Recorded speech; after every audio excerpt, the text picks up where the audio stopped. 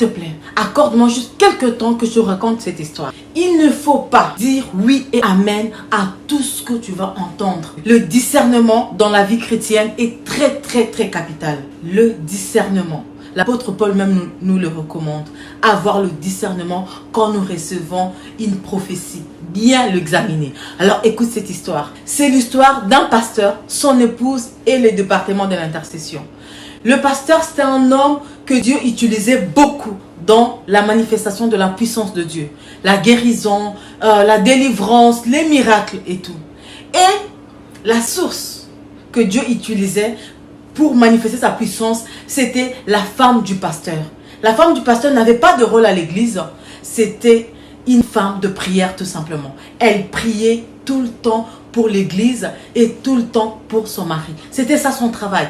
Elle passait son temps à prier et à prier. Et quand son mari était devant l'église pour prêcher, pour exhorter, la puissance de Dieu se manifestait tellement qu'il y avait des guérisons, des délivrances et c'était une église remplie de témoignages, des merveilles de Dieu. Alors, malheureusement, dans l'intercession, il y avait une dame qui n'était pas un enfant de Dieu, qui était un intrus, qui était un Judas caché parmi les disciples, qui était un loup caché parmi les brebis.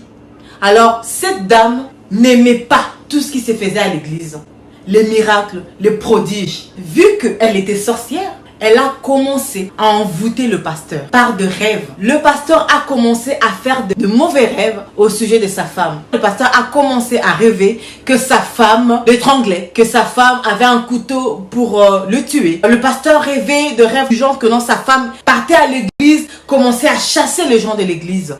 Tellement que les rêves se répétaient, le pasteur a commencé à avoir un peu de doute par rapport à la spiritualité de sa femme, par rapport à l'état d'âme de son épouse.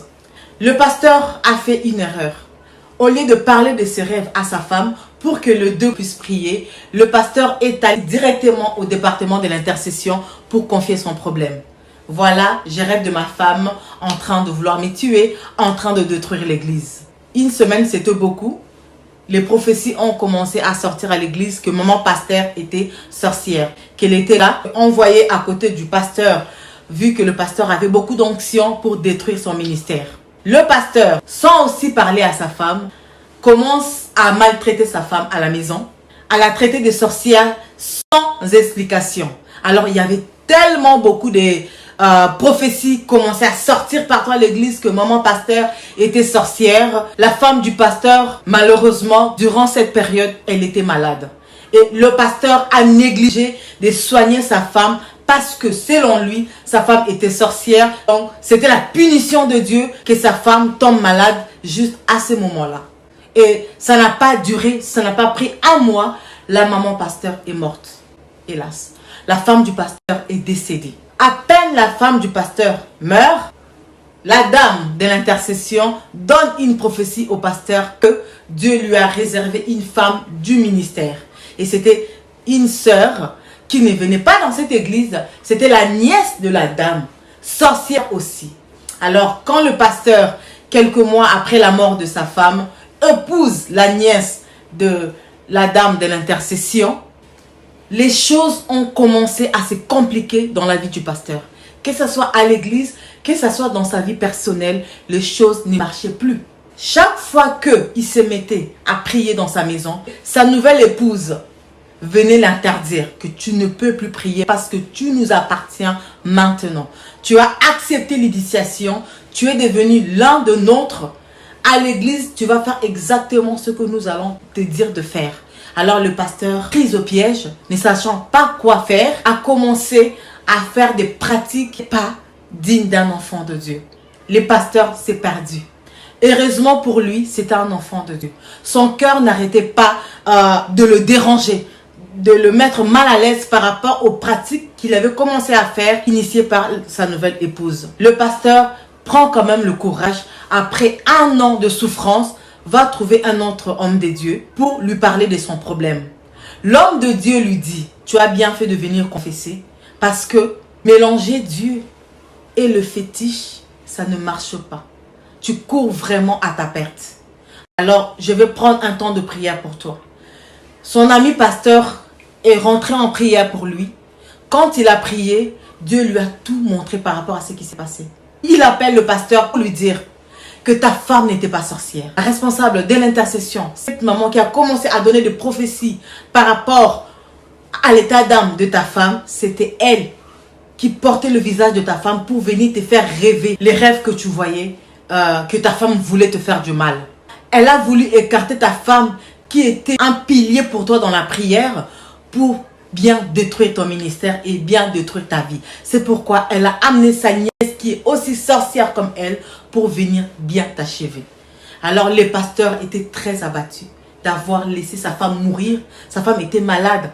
Ce n'était pas une maladie grave, mais le pasteur avait refusé de faire soigner sa femme. Bien aimé, des fois ça peut être trop tard comme pour le cas de ce pasteur. Mais pour nous qui sommes encore vivants, cette petite histoire est juste pour t'interpeller, m'interpeller, nous interpeller tous par rapport au discernement. C'est très important en tant qu'enfant de Dieu de demander le discernement. Tout ce que nous voyons qui brille ne sont pas forcément de bonnes choses. Il est important que une prophétie qui sort, peu importe la personne, d'être examinée. Le diable peut se servir de n'importe qui pour te détruire. Pierre, une minute avant, disait à Jésus, révélé par le Saint-Esprit que tu es le Fils de Dieu. Et quelques temps après, le même Pierre, séduit par le diable, parle à Jésus que non, tu ne mourras pas. Il s'est interposé à la volonté de Dieu. Alors c'est important d'avoir le discernement des esprits si tu veux évoluer et éviter certaines erreurs comme ce qui s'est passé dans la vie de notre cher. Il a perdu sa femme par manque de discernement. Son ministère a été presque détruit par manque de discernement. Je nous interpelle à avoir le discernement, à réfléchir, à prier face aux problèmes qui arrivent, face aux paroles que nous recevons de la part de Dieu ou bien de nos familles. C'est important de prier et de demander le discernement au Seigneur pour savoir si ce que nous sommes en train de voir, ce que nous sommes en train de vivre, même par rapport à nos propres rêves, si ce rêve est vraiment Dieu qui te le montre ou bien c'est le diable par la manipulation pour venir t'éloigner des bonnes personnes, pour venir te détruire. Très très important, très très capital, il faut avoir le discernement. Merci beaucoup. N'oubliez surtout pas, si vous n'êtes pas encore abonné, de vous abonner sur YouTube, Instagram, Facebook, TikTok aussi bien sûr. Lola Otomaliko. Merci. Merci. Merci. Merci. Merci. Merci. Merci de vous abonner. Merci de vous abonner. Aussi de partager, de commenter, de me poser des questions. Et ça me fera plaisir de vous répondre.